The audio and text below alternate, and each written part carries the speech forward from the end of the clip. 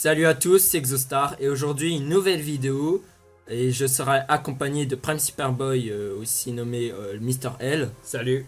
Mr L, oui. Alors il est 20h et je viens de m'apercevoir que Chef Otaku avait fait une vidéo sur Goku vs Superman version logique. Bon, je pense que cette vidéo méritait clairement une réponse. C'est pour cela que même s'il est 20h, j'ai décidé d'enregistrer ma voix pour commenter cette vidéo. Et du coup, bah, c'est parti.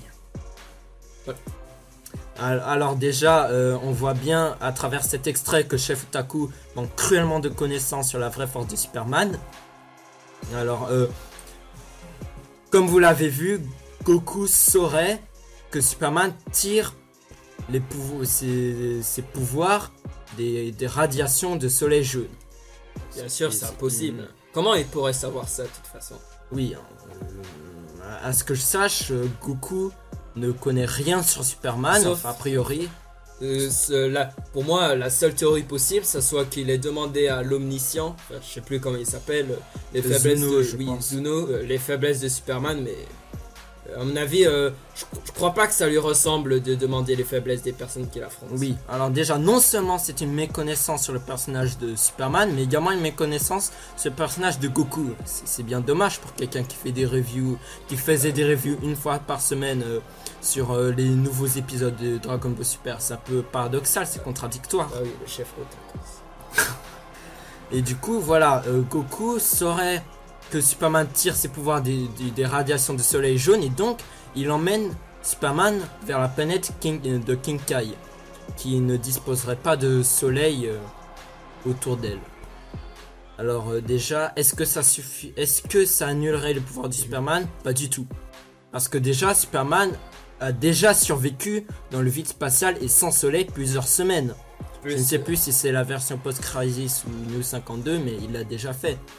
Il stocke des radiations en lui, je crois. Oui, c'est comme une batterie en fait. Il stocke les radiations jaunes du soleil vers lui, mais s'il n'y a pas de soleil, ça ne change absolument rien, surtout sur une durée relativement courte qui est que quelques secondes dans ta vidéo. En quelques secondes, ça ne suffirait pas, pour que le pouvoir de Superman s'envole. En plus, il ne tire pas uniquement sa puissance du soleil jaune, mais de l'ensemble des étoiles. Oui, c'est qui est une grosse faute encore de la part de Otaku qui a réalisé cette vidéo. D'autant plus que ce n'est pas valable puisqu'on sait que Superman a une vitesse qui s'éloigne de très largement à la vitesse de la lumière. En fait, il n'aurait qu'à partir de la planète Kikai en quelques femtosecondes et atteindre un soleil qui se trouve à plusieurs années-lumière. Donc, même si tu envoyais Superman dans la planète Kikai, ça ne changerait rien. Sauf s'il resterait là dans un temps relativement long. Et on sait très bien que de toute façon, non seulement ce serait inutile, et en plus Goku ne ferait jamais ça. Bon. J'ai remarqué aussi que Chef Otaku a pris le soin de mettre Goku en Super Saiyan 1 et qui vaincrait Superman avec son petit doigt. En fait, en toute franchise, ça ne ferait rien du tout. Je pense que tu as inversé les personnages. C'est Superman qui pourrait vaincre Goku avec son petit index. C'est pas moi qui le dis, c'est vérifiable dans le comics. Alors ensuite, le fameux Akai. Bon, en fait, je vous recommande ma vidéo sur est-ce que le Akai fonctionnerait sur Superman déjà. Déjà non, il y a Time Trapper qui n'a pas réussi à l'effacer de l'histoire, c'est-à-dire de l'existence sur le plan passé, présent, futur. Donc oui, et ensuite on a Darkseid avec ses rayons Oméga qui n'arrivent tout simplement pas à pulvériser Superman, alors que ces rayons Oméga sont capables d'éradiquer n'importe quel être de l'existence, comme le fait le Akai. C'est le même effet en fait. Oui, c'est exactement le même effet. Surtout que Superman a survécu de nombreuses fois à des tentatives de l'effacer de l'existence. On a aussi Dominus qui peut modeler la réalité à l'échelle multiverselle, qui n'arrivait pas à, entre guillemets, décréer, uncreate en anglais, il n'arrivait pas à décréer Superman, c'est-à-dire il n'arrivait pas à l'effacer. alors qu'il est beaucoup plus fort que Beerus qui peut seulement détruire des planètes. Dominus, à son apogée, pouvait faire secouer une infinité d'univers au sein du multivers d'ici, qui lui-même est infini. En plus, niveau échelle, c'est différent. Je pense que l'Omega Beam, c'est multiversel, alors que Oui, le Hakai, c'est à peine... en parlant de multiversel, Superman a déjà survécu au Omega Effect de Darkseid alors qu'il était en forme Soulfire. qui est quasi omnipotent, en fait. Oui, une forme Soulfire qui rivalisait avec le pouvoir de la source, qui est un aspect du dieu biblique de DC Comics. On parle d'un aspect de la présence qui rivalisait avec Soulfire Darkseid, et Soulfire Darkseid ne pouvait pas éradiquer Superman. À ce moment-là, non, Goku avec le Hakai, il poserait sa paume juste devant la tête de Superman. Cela ne fonctionnera absolument pas. Surtout que que Chef Otaku cite le manga, et dans le manga, en fait, le Hakai ressemble plus à une désintégration au niveau moléculaire. Et on sait que la structure moléculaire de Superman, elle est invulnérable. Donc encore un argument complètement rouillé qui ne veut strictement rien dire. Alors là, c'est un passage de Soral, où il explique qu'il est vulnérable à la magie. Alors, Enfin, c'est en partie vrai, mais- de base, il est vulnérable à la magie, mais encore là, on peut mesurer les personnages à leurs apogées, au meilleur de leur forme. Superman a déjà affronté des entités utilisant la magie à très grande échelle, hein. Rien que Mr. Mixis Peteleke, Empereur Joker, Mordru du 30e siècle.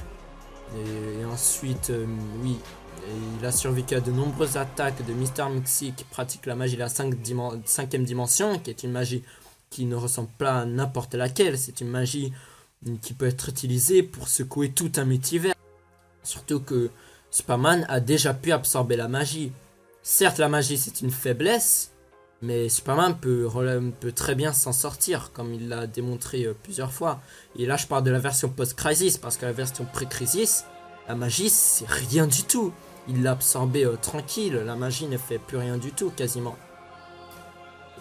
Voilà, surtout que après un bain de soleil, Superman pourrait devenir invulnérable face à celle-ci. Du coup, c'est encore un argument irrecevable. Ah oui, et ensuite, tu dis que tu insinues que le Hakai serait de la magie, ce qui est une spéculation.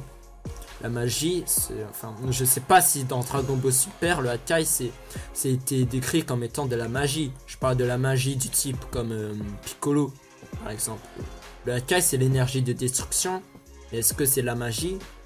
Je sais pas, je pense que ça ressemble plus à des attaques de type ki divin, comme le fait Goku, Vegeta, plutôt que de la magie pure et dure. Du coup, en fait, encore cet extrait repose sur des spéculations et non des faits.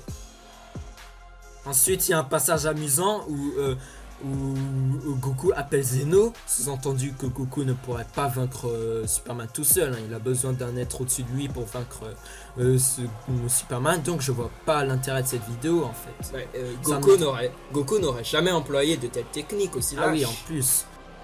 Et même si Goku appellerait Zeno, on sait tous que Superman est plus puissant que Zeno en matière d'exploit. Bah oui, Zeno, qui est censé être le plus fort des univers Dragon Ball, bah il est au max universe level. Oui, univers, voire multi-univers via spéculation. Parce que Sachant qu'on ne sait pas si il a détruit tous les univers en un coup, s'il a fait je crois que une c'était parenthèse. mentionné qu'il pouvait détruire tout en un instant, mais niveau statement, ça peut être multi-univers level.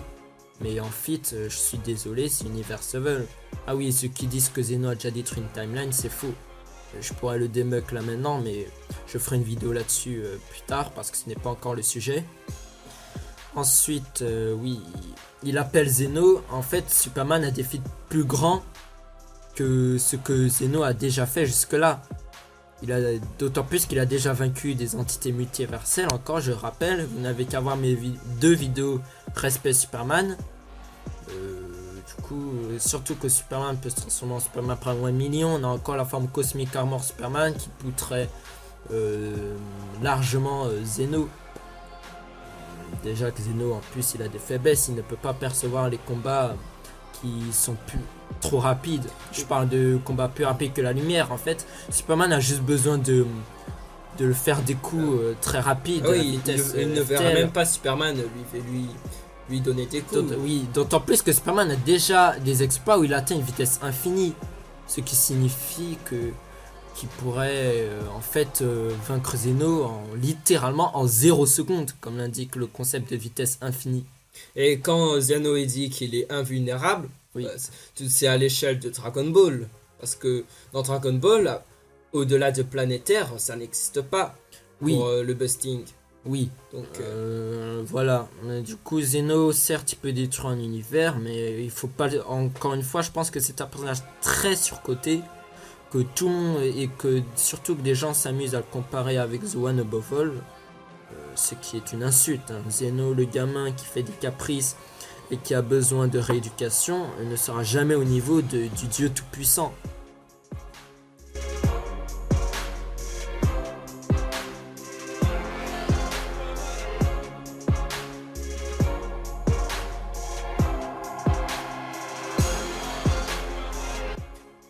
Ensuite, un passage qui me fait relativement rire, c'est quand Goku utilise le Mafuba contre Superman. je crois que c'est de la magie, non? Oui, si c'est la magie, j'ai déjà répondu à cette histoire de magie. Du coup, nous ne reviendrons pas sur ce sujet.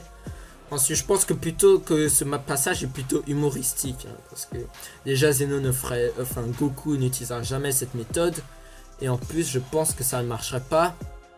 Pour les raisons parce que Superman peut absorber la magie et en plus Trop rapide aussi. oui, le Mafuba a l'air d'être une sorte de trou noir entre guillemets et Superman s'est déjà échappé de trou noir.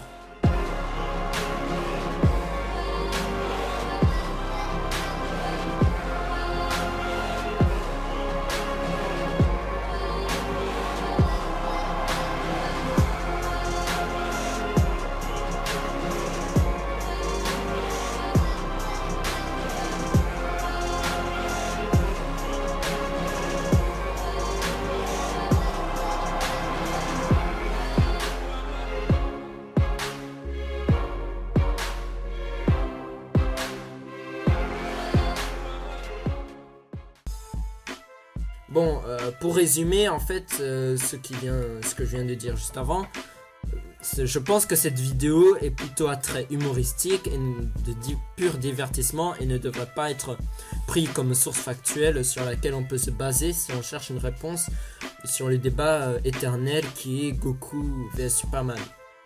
Éternel qui ne devrait pas l'être en fait, vu que la vérité est évidente. Superman le poutre largement. Bon, j'ai heureusement que beaucoup de commentaires sous sa vidéo confirment que Superman bat Goku, ce qui est une évidence. Bon, petite conclusion sur la vidéo.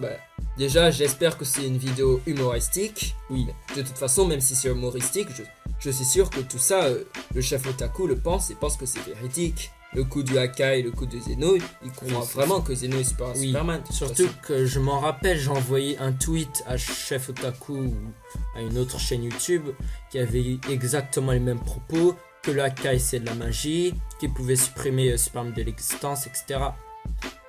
Si c'est Chef Otaku qui m'avait dit ça, je ne suis pas sûr. Mais si c'était vraiment lui, je suis sûr et certain que cette vidéo est partiellement en réponse à mon tweet que je montre, que j'afficherai ici, et que Chef Otaku pense plus ou moins tout ce qu'il a dit dans sa propre vidéo. De toute façon, oui, voilà, même si c'est une vidéo humoristique, cela a permis de rétablir certaines vérités d'un certain moyen. Oui. Donc bon, c'est la fin de la vidéo. N'hésitez pas à liker la vidéo, à la partager, à vous abonner à ma chaîne YouTube, parce que je vous rappelle que dans quelques jours une vidéo Goku vs Saitama et Goku vs Superman sortira. Du coup, si vous voulez être tenu de l'actualité de ma chaîne, je vous conseille fortement de vous abonner. Un dernier mot à dire? Non. Bon, je vous dis au revoir et à bientôt.